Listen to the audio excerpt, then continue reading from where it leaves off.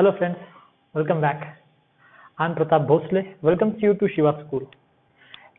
In our zoology course on Shiva School, we have completed up to the 7th lecture. Yesterday we have completed the 7th lecture in two parts, in the ribosome and Golgi apparatus. Okay. So today's lecture, lecture number 8, is about the mitochondria. Okay. So before that, those of you who are watching this lecture for first time and preparing for zoology optional, if you want complete micro topic analysis of zoology syllabus and complete classification of all the 22 years question according to the micro subtopics, you can download this book. I will post the description, the link of Amazon Kindle in the description. Okay. And also I have also launched my website shivaschool.co.in. You can continuously visit for my future courses and any material. You also join my Telegram channel and group where we can discuss and ask queries, and I will answer as per the time availability. Also you can discuss among yourself also. So let's start with today's lecture. And one thing that is important is that in these lectures, I am conducting all these lectures in a kind of notes, with the kind of notes which I have sorted out for the PowerPoint presentation. Okay, I cannot give all the theoretical notes which I have earlier given in the group and just take PowerPoint on them. Okay, so what I usually do is that I upload the complete detailed notes in my Telegram channel and my website, and then give a short introduction or a short lecture consisting of all the points, but the theory will be little in those lectures. Okay, so if you want a detailed notes of these lectures, you can visit my website or join my Telegram channel, where you will find the details notes of all these lectures. Okay, so let's start with the today's lecture, mitochondria. So mitochondria has all of you know, it's the powerhouse of cell, right? And it has a roughly lifespan of 10 days. And how this mitochondria end up in the eukaryotic cell or in the cells is the hypothesis was proposed earlier, and it was said that the mitochondria resembles the bacterial mitochondria, right? So somewhere long ago, some of these bacteria might have got engulfed by a cell. And once it got engulfed by a cell, after such long time, that mitochondria inside bacteria became an organelle of that cell. Okay, so that is how the origin of mitochondria was proposed. Okay, so the dimensions are like 3 to 4 microns in length and 1 micrometer in diameter. Okay, so let's see what are the shapes of mitochondria can be.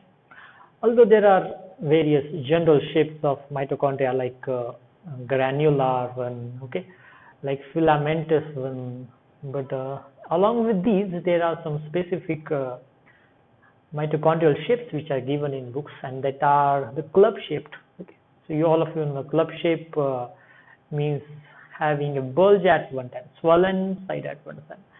So when a mitochondria has its one end, swollen one end, it will be referred as what? Club shaped bacteria, right?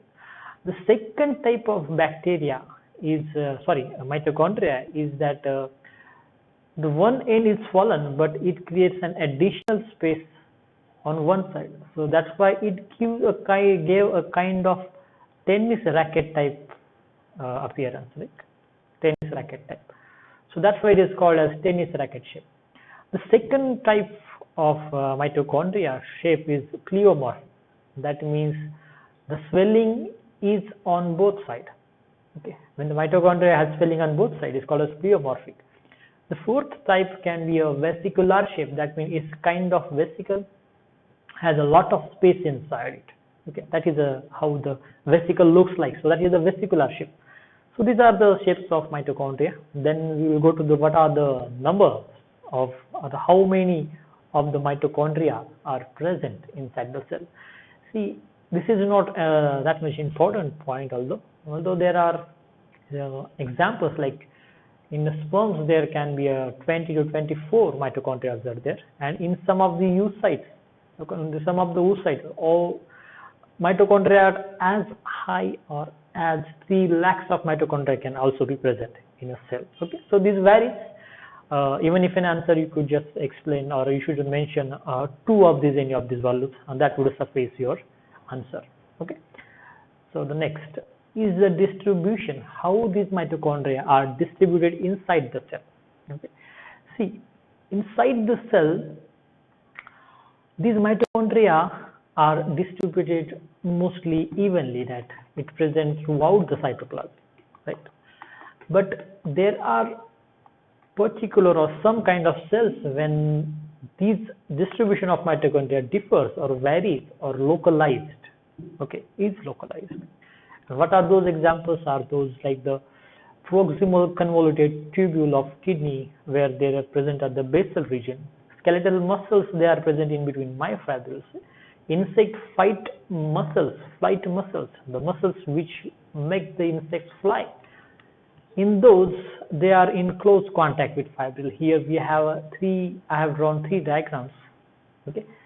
In exams, you can mention at least one, and most probably you should mention this one, sperm one, because this is actually interacting with our human physiology. So even if you don't give these diagrams, that would be okay, but at least give this diagram, how the mitochondria are distributed in a sperm.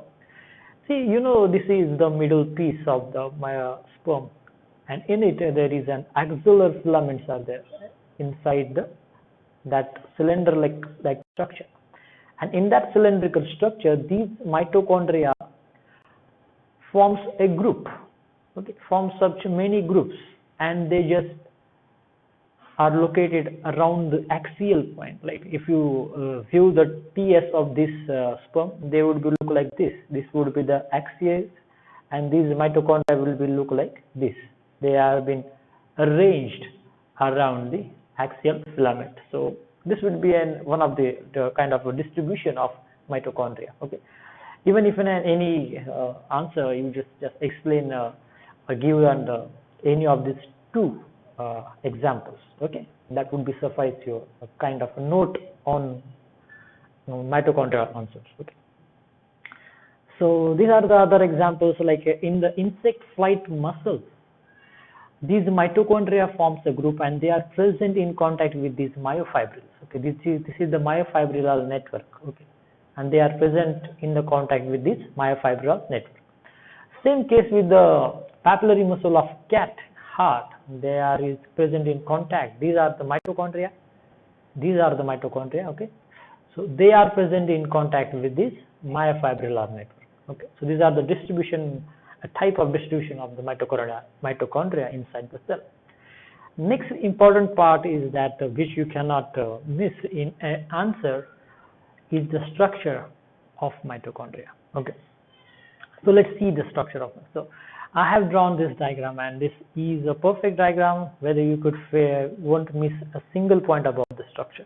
It has everything that is needed to write the structure of mitochondria. So let's see what are the components. The first is the intermembrane space or outer chamber. See, outer chamber. See, there are 2 chambers, right? First chamber is this, that is between the outer membrane and between the inner membrane.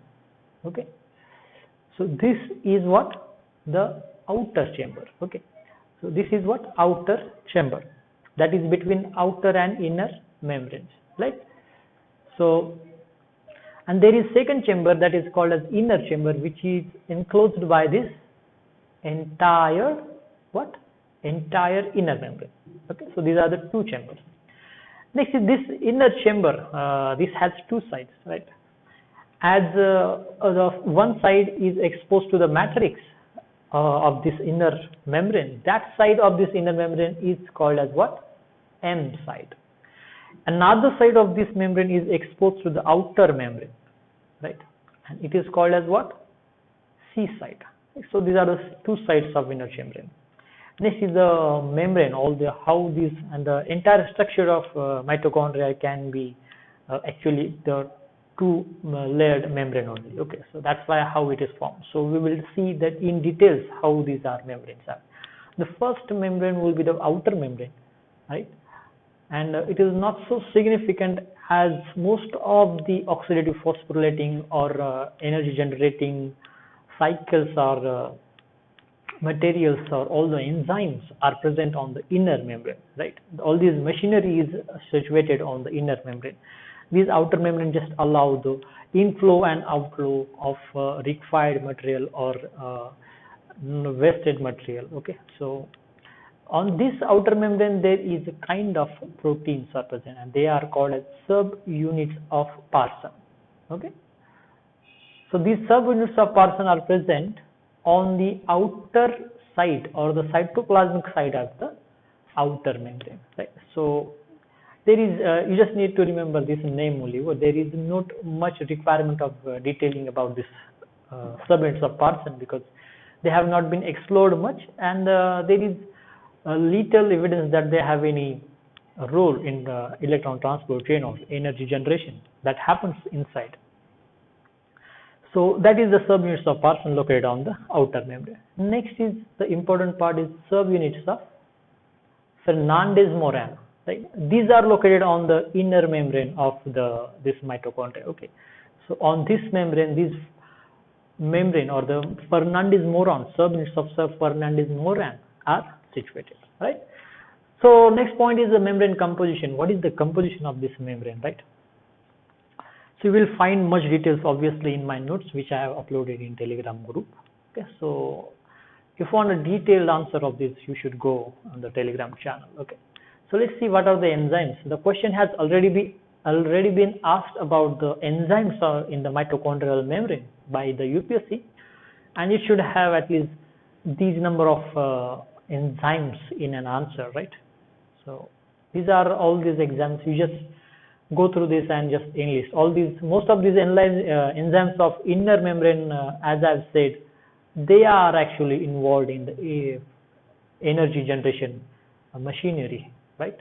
And these have transport like function of transporting some useful macromolecules or proteins from outside the cell on even enzymes, and just sending out many of the waste material or some of the proteins from outside of from inside to outside of mitochondria. Okay, so all of these are all those enzymes which catalyze many reactions which are takes place on outer membrane. Okay, but these are not so much that much important. Okay, so one of the significance of the outer membrane would be that the pyruvate, the end product of glycolysis, okay, that entered through these membranes.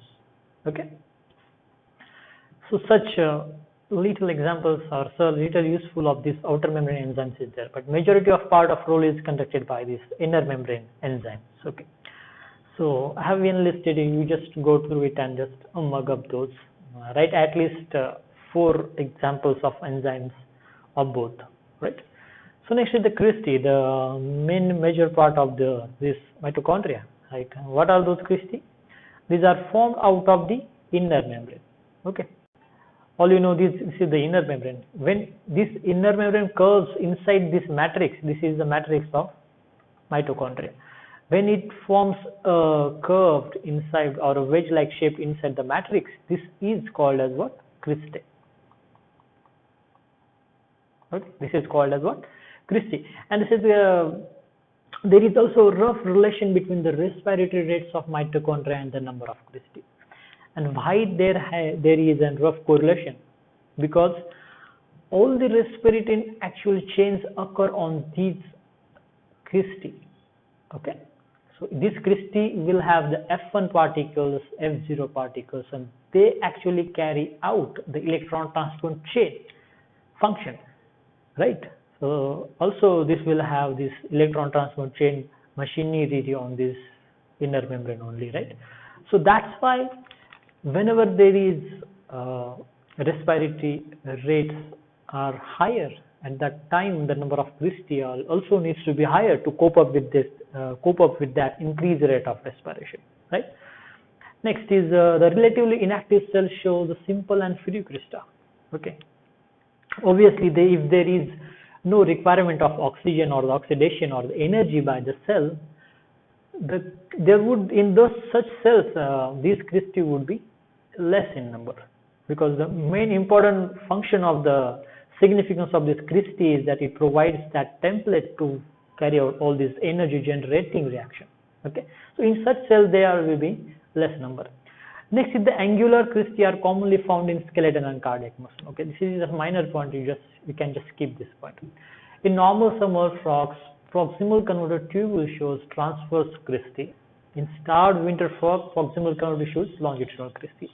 Now we will see these. What are these all things? Before that, what is this proximal convoluted tubule of frog and all that? But before that, let's have a look on what kind of or what number of cristae are present in what kind of cells. Like in the cells which require higher energy, like kidney, heart, skeletal, muscles, they require a complete or the continuous supply of energy. Right? So for that, the cells inside those cells or these cells will have more extensive network of cristae. So that's why such cells will have what? More extensive cristae. And cells like nerve cell and fibroblast cells which require less energy will have what? Few cristae. So that is what I have explained.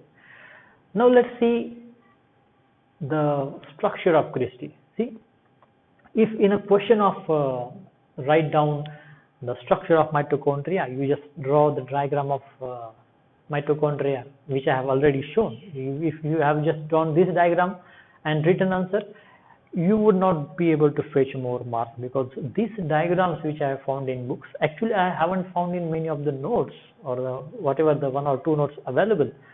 But this diagram in one of the books is very much important. Okay, and all of these 8 diagrams, if you are able to draw all of these 8 diagrams, 10 diagrams in an exam or in an answer of write down a structure of mitochondria, you will be definitely fetch out of marks on that, because these diagrams complete the structure of answer of the structure of mitochondria.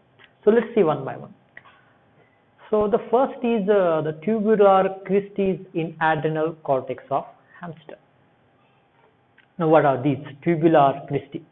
So you can see if this cristae will are tubular, like means if this is the inner membrane, these cristae are formed and they are very slender, right? Like tube-like appearance. So that's why they are called as what? Tubular. And they are present in where? Adrenal cortex of hamster cell, right? The next type is the salamander liver cell, in which very few cristae and granules are there. See, you can see here almost 10 cristae are there, right? Here only 1, 2, 3 cristae are there. So granules are also less. Okay. So in the such salamander liver cells, there are only few cristae and few granules are there. Okay.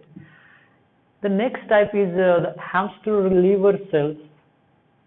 What we have seen is the adrenal cortex cells of hamster. These are liver cells of hamster. In these, the lamellar tubular shape is there. And how this is lamellar and tubular is, see, tubular is I have already told, it is like a tube, right? And lamellar is having a lamellar like structure inside it along with the tubes. Okay, so this is the lamellar and tube. Both kind of cristae are present in what? Hamster liver cell. Next is the bat liver cell. In the bat liver cell, these cristae are very short and a plate-like. Okay, so this is a structure like plate. Okay, so plate-like cristae are there, and many granules are there. These granules are many in number. Right. So this is the type in which kind of cell? Bat liver cell. Next is the bat cricothyroid muscles. Okay, so these are the bat cricothyroid muscles. As we have already seen, what we have seen that whenever there is a more need of energy, the number of cristae will be what? Lesser or higher? Higher, right? So these are the cricothyroid muscles. The muscles required more energy. So that's why the cristae in these cricothyroid muscles are closely packed, long and many in number, right? So these are all these closely tubular, light, slender, and they are very closely packed, right? And they are very long also as compared to these. They are very long also. And all of these cristae are parallel to each other, right? They are parallel to each other. Along with that, very few granules are present. Okay. So this is how the cricothyroid muscles are, cristae are there. Next type is frog gastric glandular cells, right? These frog gastric glandular cells have cristae which are angular in shape, right? So this is suppose the inner membrane, then this will form such a angular cristae inside it. Okay. So this is the shape of the cristae of what? Frog gastric glandular cell. Okay. Next type is honeycomb-like structure. It occurs in which type of cells? Cat ventricular papillary muscle cells. You can see they have formed a honeycomb-like or polygonal structure cristae. Next is the frog proximal convoluted tubule, in which there are normal cristae and granules are there. As we see, a normal shape, not so long, not so thin, not so short, a normal number of cristae, normal shape of cristae, and just many granules. Right? But in case of starved and winter frog, like the starved frogs go hibernation, in that they starve a lot. So such proximal convoluted tubules of frog will have the longitudinal cristae. Well, this is the first change from all the shapes of cristae. Okay, all of these are transverse. Okay, all of these are what? Transverse to the length. Suppose this is the length of mitochondria, or the axis along the length. All of the earlier were how? They were the perpendicular it or transverse to it. But the starved winter frog has these cristae not transverse, but what? Longitudinal or parallel to the axis of mitochondria. Okay, and it has very few granules in it. The last type is where you have a transverse and longitudinal cristae also, right? So these are the shapes of cristae. Now we have completed the cristae part. Okay, now we have completed this cristae part, and now we are going to study this part, the structure of this ATP synthase complex, right? So let's see the structure of this ATP synthase complex. So this is the mitochondrial particles. As we have seen, two types of particles or two types of subunits. Subunits of Parsons on outer membrane on cytoplasmic side, and subunit of Fernandez-Moran on the inner membrane to the cytoplasm, to the matrix side, right? This subunits of Fernandez-Moran is also called as F0F1 complex or ATPase complex, right? So this model was originally proposed by this Paul Boyer in 1964. Okay, sorry. So this is also called as rotary motor engine driving model for binding change model. This is also called as binding change model. So let's see what the Paul proposed the structure of, how the Paul proposed the structure of this model. So what he had said is that this model or this F1 ATPase synthase complex will have F1 unit, F0 unit in it, right? This F0 unit will be completely embedded in where? In the inner mitochondrial membrane. Right? This would be completely embedded in the inner mitochondrial membrane. This F1 particle will be kind of embedded inside the matrix, coming out from the inner membrane but embedded inside the matrix. Along with that, this F1 will have 3 alpha subunits, 3 beta subunits, and 1 what?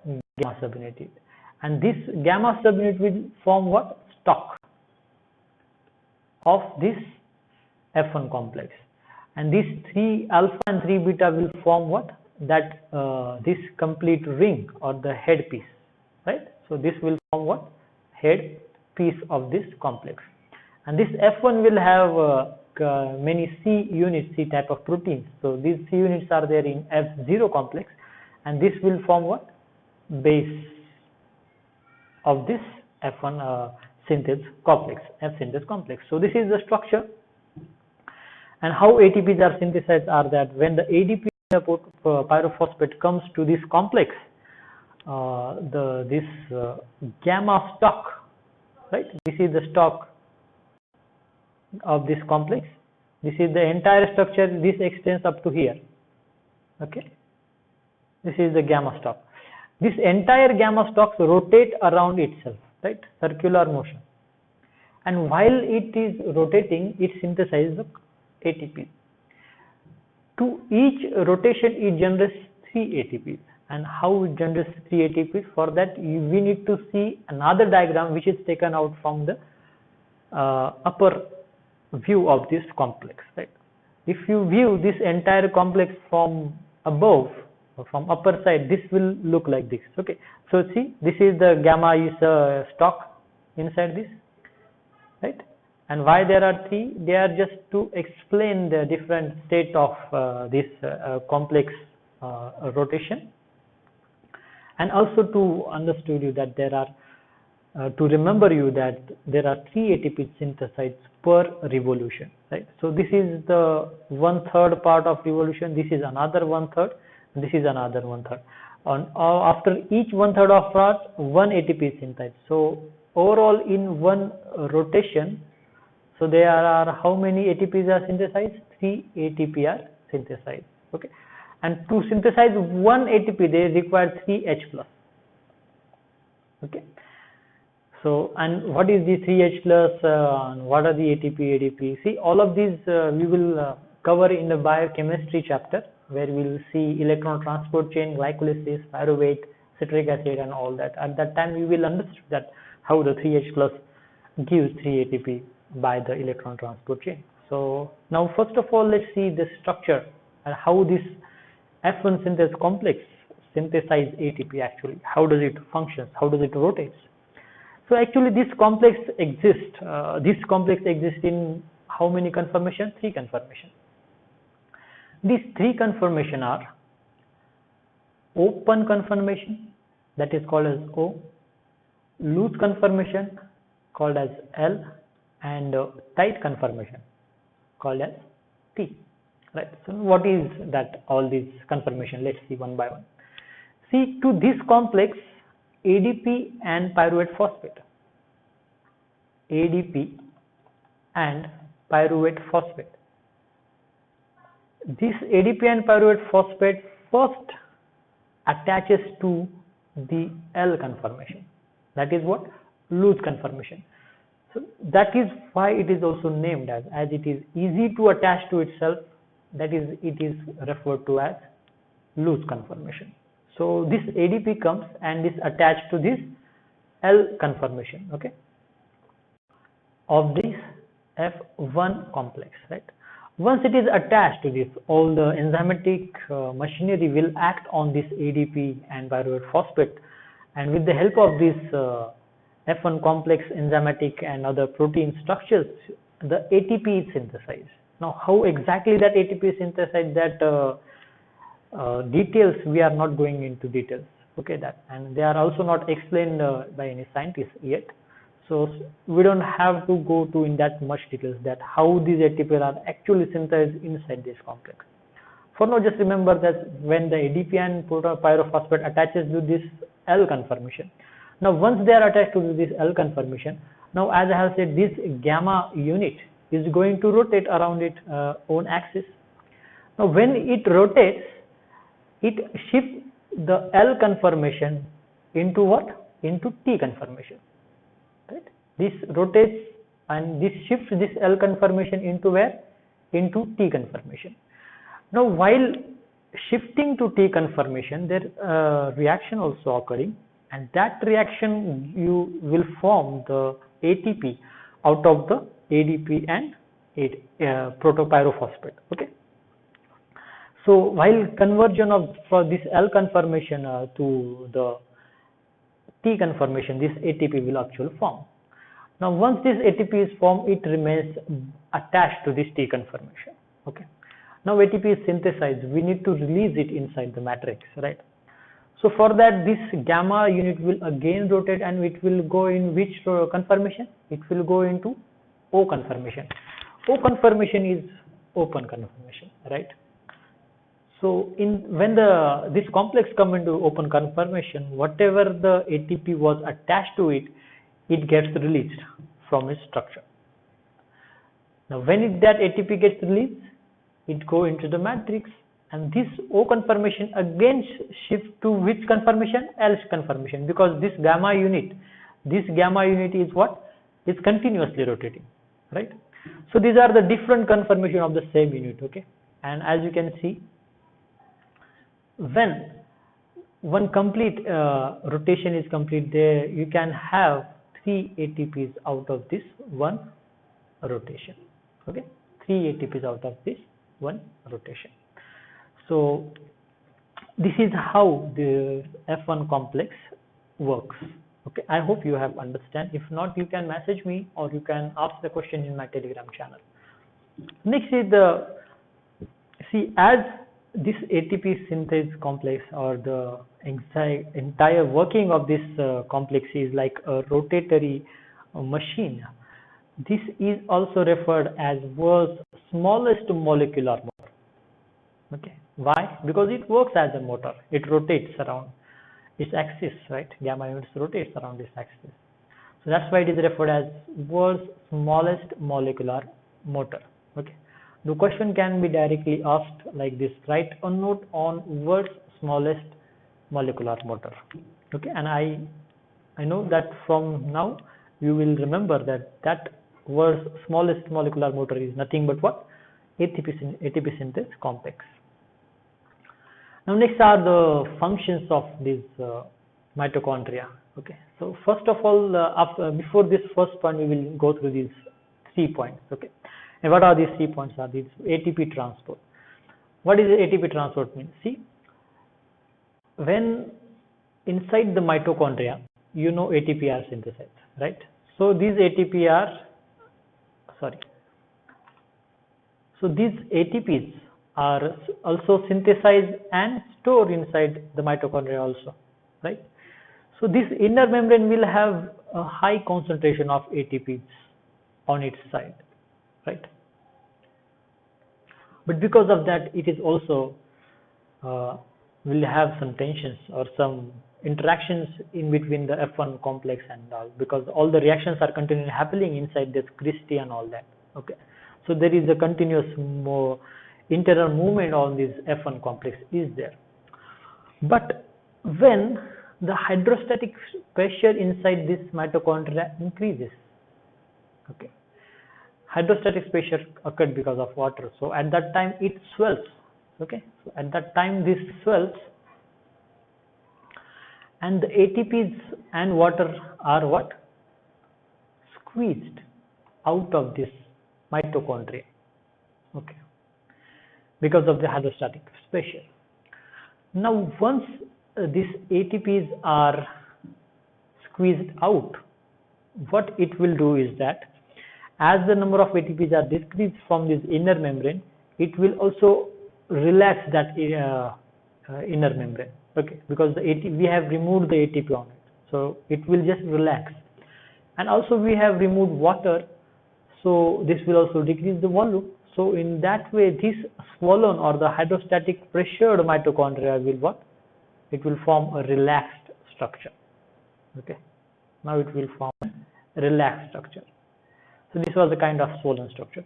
Also the thyroxine also does the same. Thyroxine also swells these mitochondria, but this ATP but this mechanism just maintains that slender shape or the basic stable shape of mitochondria even after thyroxine stimulation. Okay, the same swelling also occurs because of that thyroxine also. So this was what active ATP transport is there.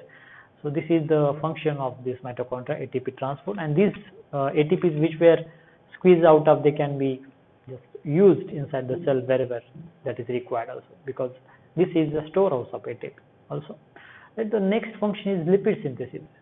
See, there are some enzymes which controls the synthesis of lecithin and phosphatidyl ethanolamine. They are found on this in this mitochondria. The next function is elongation of fatty acid. How does it elongate fatty acid? It adds acetyl coenzyme A and subsequently is also reduce the keto acid which is produced after that addition of the acetyl coenzyme A reaction is occurred. Okay. So in this way, it just and if you don't know what are the keto acids, acetyl CoA, myristate, palmitate, you don't take lecture. In the coming lectures when you study biochemistry, at that time you will know. Okay. Right now, just remember or just go through this point. So means how this elongation, when this elongation happens, what does it? What happens is that this myristate elongates and form palmitate. This palmitate elongates and form stearate and so on. Okay. So these are the three functions which are, although not so important, but secondary kind of functions of the mitochondria. The important functions of the mitochondria will be what? The glycolysis, pyruvic acid oxidation, the Krebs cycle, oxidative phosphorylation, right? But all of these cycles we will going to study in the biochemistry, right? So right now we just remember these names, like what happens in the glycolysis, and in the notes you can add that what forms in the glycolysis, what is formed in this pyruvic acid oxidation, what is forms in this Krebs citric acid cycle, oxidative phosphorylation, and all these reactions, what happens actually, right? So this will be the part of functions of mitochondria, and I'm also going to give the model answer of all the questions which were asked in the UPSC also. So even if you don't collect anything or you get quite confused that how to write the 2-page answer or 3-page answer of the questions of UPSC, then you need to remember, you need to stay connected with my Telegram channel group or my website. Okay, and that there you will get the model answers once we completed this cell biology chapter. The next and last part is this diagram. Okay, so this diagram obviously I have got from a book. I have just re-simplified it for you. Okay, that diagram was quite difficult to understand, but I have simplified you, okay, for you. And if the 10 marks questions is asked about the mitochondria structure and function, then for function you will have very little space, right? In 2 pages you will also have to write structure also, you will also have to function also. Okay, so at that time this diagram would be very beneficial, because this diagram explains all the functions which are occurring in the mitochondria. How? See, this pyruvate coming from glycolysis come inside and it forms acetyl coenzyme A in where? It forms acetyl coenzyme in matrix, right? And it generates NADH. This NADH will ultimately give what? 3 ATPs. It also releases the CO2. Now fatty acyl CoA also gives the acetyl coenzyme A inside the cell, and during which it forms 1 NADH, means 3 ATP, and FADH2, that means 2 ATP, right? Once this acetyl coenzyme A forms, then occurs the citric acid cycle. Okay, you cannot draw all the citric acid cycle in and function answer. Okay, if you have been asked the structure and function, you will have to give 1 page to structure and 1 page to function. Okay, in that there won't be any space to draw glycolysis separately also, to draw a citric acid cycle also, and electron transport chain also. So at that time this diagram will help. See, what I have done is that I have just named this complex as a citric acid cycle, and what happens out of this citric acid cycle is that we get 1 GTP, 3 NADH, FADH2, and all the energy counter I have explained here. Along with that, you get CO2, acetyl coenzyme A. So these are the citric acid cycle functions. The next part is this how occurs in the mitochondria is what? Electron transport chain. See, if we have studied it earlier, you will know that there are 5 complexes: first, second, third, fourth, and fifth. Fifth complex is nothing but the F1 ATPs or F1 synthase complex, right? But out of these, only this the reactions at first complex, third complex, and fourth complex gives out proton, right? And these protons comes into this intermembrane space and they are utilized by this F1 synthase complex, and out of these 3 proton, 1 ATP is synthesized, okay, by this F1 synthase complex. Okay. So this diagram will explain the functional part when you have limited space but you need to include everything inside it. Okay. So this is for today's lecture. Okay. Next lecture we will conduct a lecture on the vesicular transport of systems like peroxisomes, glyoxysomes, and all other things. Okay. So as I have said, stay connected with me. Stay tuned to my Telegram channel and also my website. There you will get this entire course on zoology also. And see, I usually follow a pattern for these classes, right? I firstly upload the notes in my Telegram channel, and then I take the lecture on those notes. Okay. And in that also mostly I take first upload the YouTube lecture in my Telegram channel or website, and then after that each YouTube lecture I conduct a doubt session on that lecture. Okay. So if you have any queries, you can contact me to my Telegram channel also, or my personal contact number also, which is given in the description below. So that's it for today. Have a great day. Bye bye.